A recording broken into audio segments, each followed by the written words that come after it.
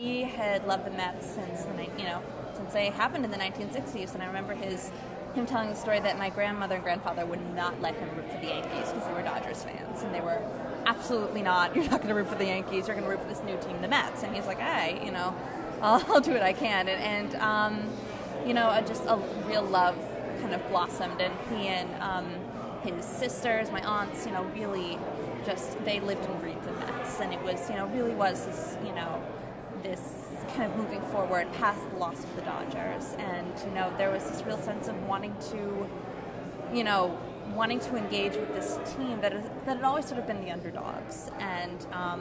that love was always there for sure. And he had this amazing ability when he was in a Mets game to just sort of let it all kind of consume him, and he'd just sort of stand there. And he was a big guy; his presence was huge, and so he'd look around and he'd take it all in, and you always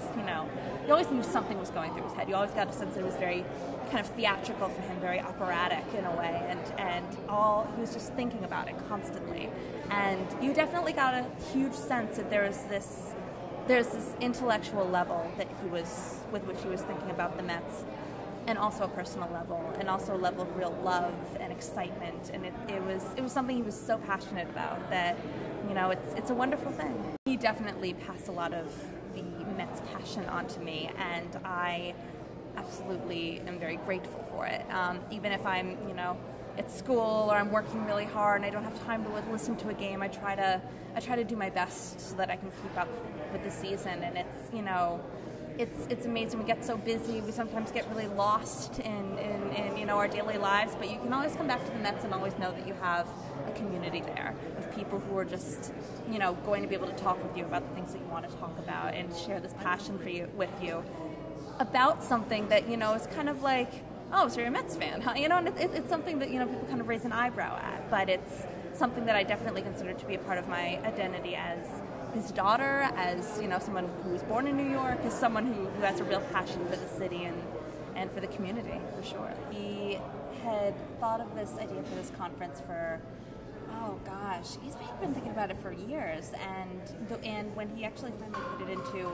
effect, I remember it just kind of consumed. It was like something that he was so passionate about that he just got so excited, was constantly emailing about it. We would get all the my mom and I would get all the gossip of whether the Mets were letting him use this, whether who was letting him use that, and you could just really tell that what he saw in this conference was a lot like what he was trying to do in his books, which is bring this sense of nostalgia about the Mets and nostalgia about his experiences with